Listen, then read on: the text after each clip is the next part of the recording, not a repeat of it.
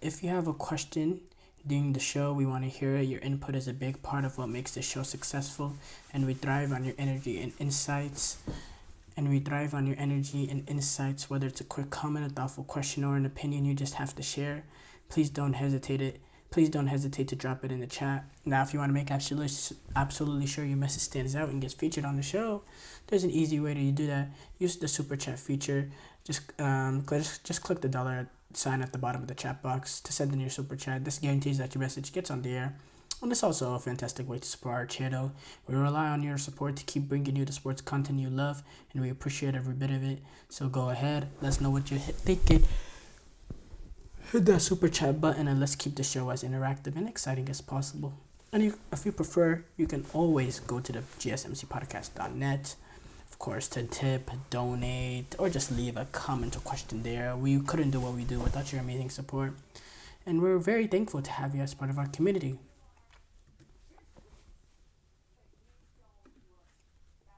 We have to start off though with the big game of the day. Oh, not with the big game of the day. Atletico Madrid.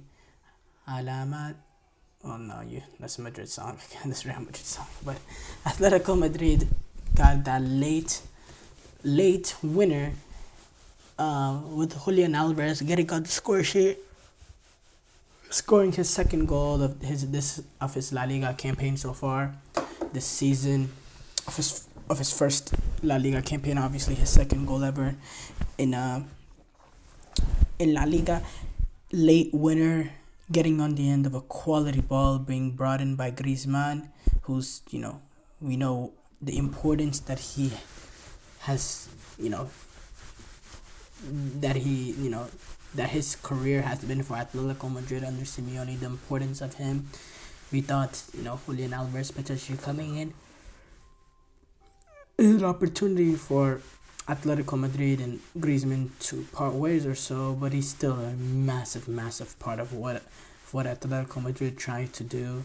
He's such an important player. Already has 5 goal contributions so far in their first 7 games, and this lovely assist to win it. And it's been this, it's the late show again with Atletico Madrid.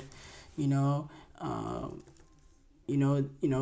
a little bit like what we saw from Leverkusen last season. Now this is a way shorter sample size, obviously, but they got the late winner here. They also got the late winner against Athletic Bilbao. They got the late winner here. They got the late winner against Atletico Bilbao as well, and they're always in games. They're always in it. They have the quality, the individual players you look at in this team. Talked about Julian Alvarez. We know Sorlos as well, who allowed Julian Alvarez to get a rest here, because we know that Real Madrid, the big Madrid derby coming up this weekend, that allowed Diego Simeone to give Julian Alvarez a little bit of a rest there. We know the quality in this team with Gallagher now coming in defensively. They're solid with Molina, Lenormand, Jimenez, Oblak, very important as well in this game. He made some critical saves as well to keep this level. And then, with Atletico Madrid, and we know that they're especially against the better teams, and we'll probably see that this weekend. They will be a little bit more defensive. They'll concede possession. They conceded possession here going away to Celta Vigo at the Balaidos, and they conceded possession here. They only had about 40% possession. At the Celta Vigo had 59. Basically 60% possession in this game, and what Atletico do is they defend really well. They don't give up much opportunities. They make it hard to play against. They keep everything in front of them, and then they rely on individual moments, whether it comes from set piece or it just comes from the individual quality of the players. Again, you have Julian Alvarez coming in off the bench, and then you have the quality of Griezmann, that ball he played in. I mean, it's absolutely sublime. It was a sensational ball, and when you do defend the way that they do, and you're defensively as solid as Atletico Madrid is, and you have that goalkeeper that can bail you out once in a while, and you have that presence defensively, it allows you to win the game on individual moments of quality from from the very good attackers that you have because of the defensive stability. Same thing with the Athletic Bilbao game. The fact that there's have that defensive presence to them, allowed them to get that winner later on to even the for that game to be 0-0 as long as it does. And when you defend really that well, it these individual moments that they get, is enough to be the winner. This is Atletico Madrid team that has lost a game so far in this campaign.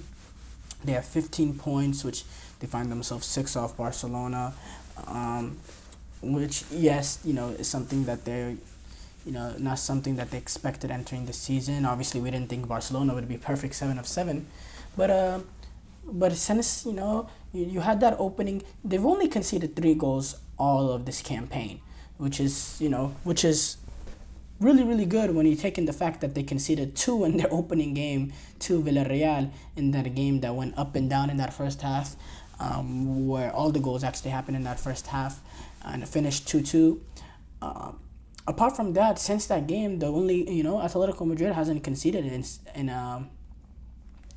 6 straight games after that. So we know the capabilities, how they'll defend. They won't give up much space.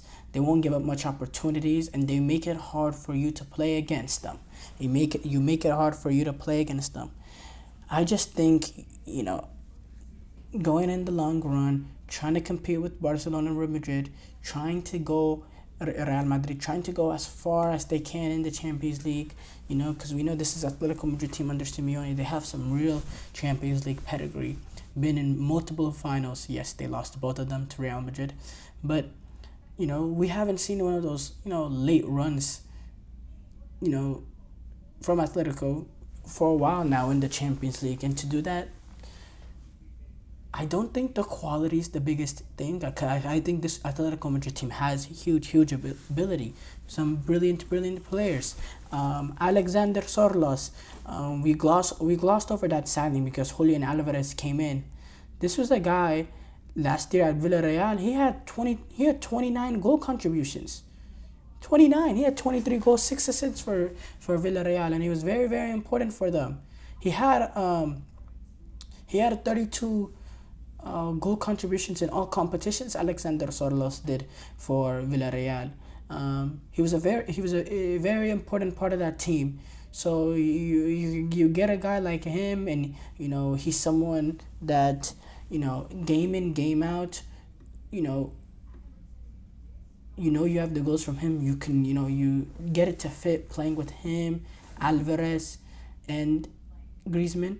That's some quality in midfield. Conor Gallagher, we know he was forced out of Chelsea, but he was one of Chelsea's more important players over the past few seasons, and he's a perfect player for Diego Simeone. As we've seen, he had that goal earlier in his last game, and he's been playing really, really well. He'll do all the defensive bits of it, and he has that quality as well on the ball where he looks comfortable in midfield, that he looks like he belongs in midfield. A lot of his technique and his the talk about him at Chelsea was a lot of negative regarding him on the ball, and saying there was no ceiling with him and that he was just a workaholic. Well, I think that's a little unfair because he does have quality. He does have quality to him. He's good on the ball. He can play multiple roles in the midfield. He can do every role in the midfield pretty solid. Even if you play him in an attacking position in the midfield, he's a good goal scorer as well. We didn't see that much for Chelsea last season because he had to play in a deeper positions to help control that midfield more. But you see him and what he did before Chelsea when he was playing at Crystal Palace, playing it in more advanced position. He has that. He has a goal in him. He has that wild card of a goal in him. He can take a strike. He can make a late run in the box and be a presence in there. He has that sort of ability. So he can do next to Koke, and I believe he next to Koke and Llorente and them, he can provide a valuable piece to the clock for Diego Simeone and this team. And then I think defensively with Lino Romand and Jimenez, I think they're solid defensively as well. You got guys like and Rodrigo De Paul. I'm mistaken when I said De Paul, Koke, Gallagher. That's a good midfield composition. De Paul also getting some rest, getting ready for that Madrid game.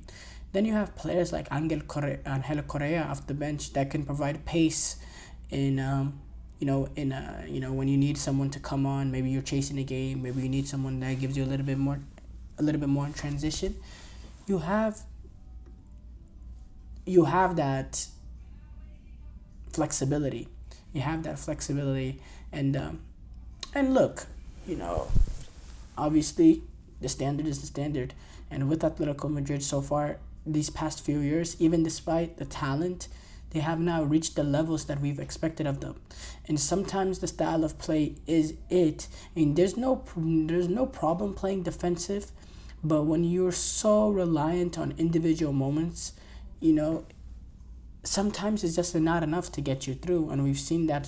So I think Atletico Madrid need a more cohesive attack. They need to be less reliant on moments and be able to create more often than they do, especially going forward against the difficult teams in the Champions League, and developing that consistency as well to compete with Real Madrid and Barcelona, who are now up there as well. But yeah, good win for Atletico Madrid. That DNA of them always being in it till the end is something that they can build upon, and the belief that they have, the belief that the manager has in them, is all things that they can build upon. And we'll just look for some steady improvement, in terms of being able to create more opportunities and just be less reliant on individual moments.